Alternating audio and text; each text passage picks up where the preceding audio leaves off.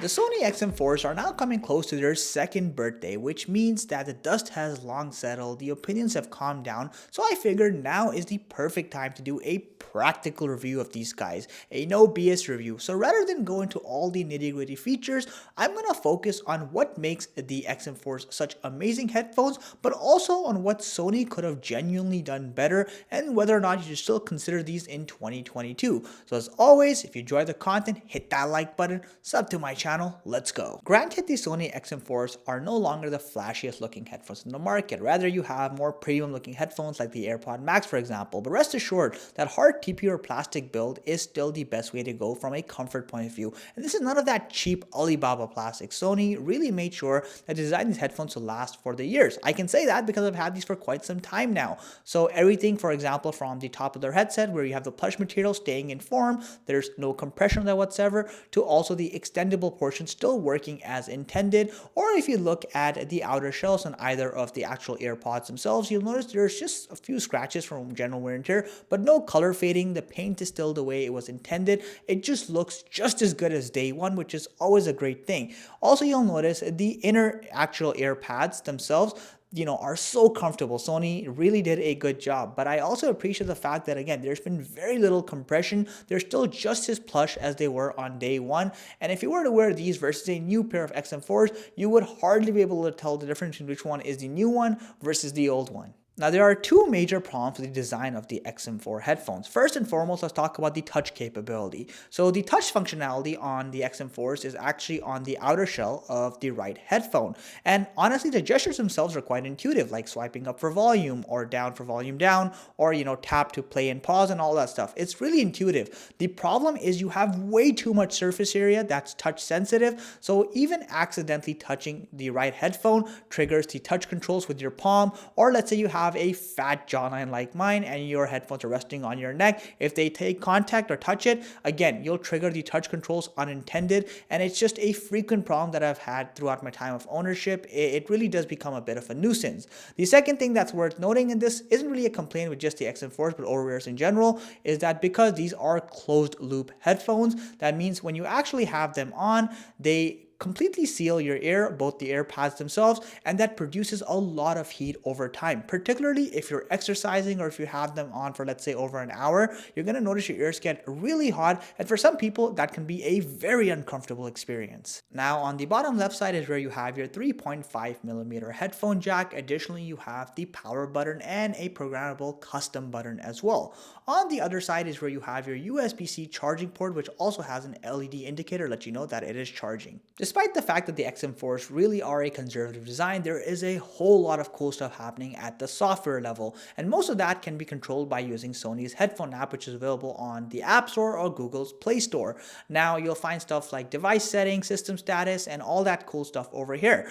Now, I'm not going to go through every single feature, rather I'll mention ones that have impacted me in a good or bad way. So the first feature I want to mention is speak to chat. This is fantastic. Basically, the headphones detect when you're talking, and that's when they let the mic get a wisp of you talking, so there's no background noise coming. And when you're not talking, they kind of go in the semi-mute mode. So again, it's great for meetings, and it works pretty well for the most part. Another feature that I absolutely love with the XM4s is the simultaneous device connect functionality. So you can have two active Bluetooth connections at the same time. Basically, this means, let's say you're on your laptop watching some media, and then you get a call on your phone. The XM4s will detect this, and they'll automatically switch the audio source to your phone so you can take that phone call, and once you're done with that phone call, they'll go back to your laptop. This is great and very practical. On a more neutral front, Sony also has something called the SEE Extreme mode, which basically allows it to amplify certain songs that might have suffered from audio loss or aren't up to beat in terms of their quality.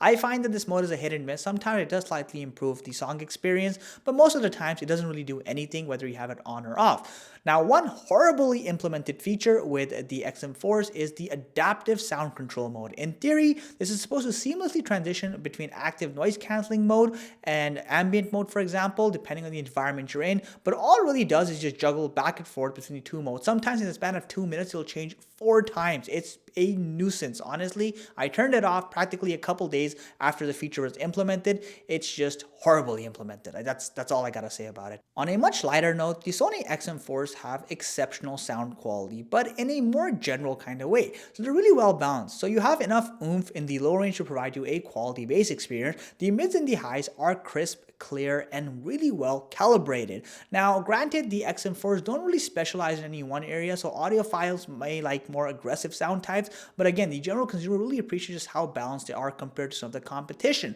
Now, it's also worth noting that the active noise cancellation on the XM4s is one of the best in the industry, and that is very much so true even in 2022. Whether it's your dishwasher or the sirens are going off outside, or you're running the vacuum, it can take pattern-based noises and really cancel them out in an effective manner. But it also does great with random noises. Let's say your neighbor is yelling yet again.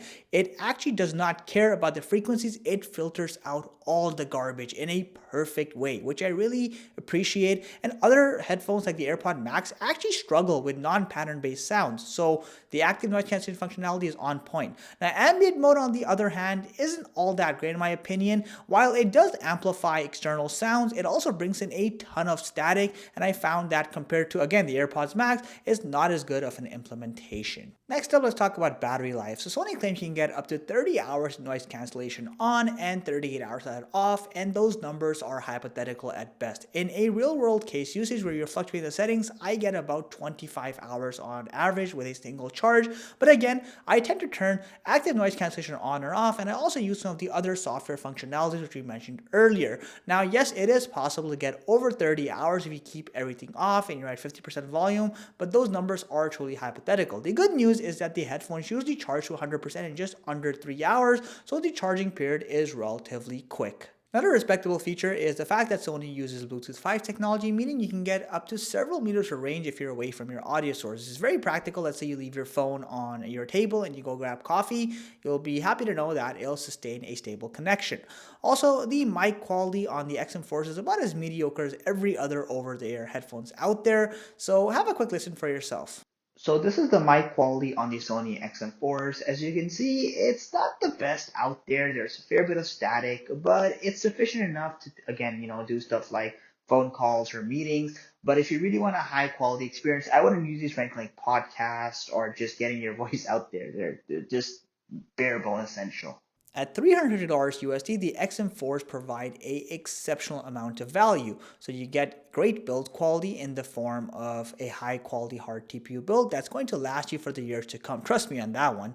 Also, I appreciate the fact that you have a wide array of software features that can genuinely customize your user experience. Also, the sound quality is exceptionally well balanced. All the ranges sound in control, crisp, and clear, which can't be said about all the competition. Now, I also appreciate the fact that Sony gives you the option to connect through a 3.5mm jack, and you also have Bluetooth 5 technology with excellent range. Some things holding this headphone back include its rather lower than average battery life, which I wish Sony was more honest about, and also some software features seem more polished than others. There's still a bit of work to do in that segment, but generally speaking, you have one of the best active noise cancellation standards in this device, and it does a great job. So when you take all those things into account, I still think despite all its flaws, this is a great pair of headphones and definitely one of the best over-ears you can buy in 2022. As always, if you guys enjoyed the content, hit that like button, sub to my channel. Thanks for watching. See ya.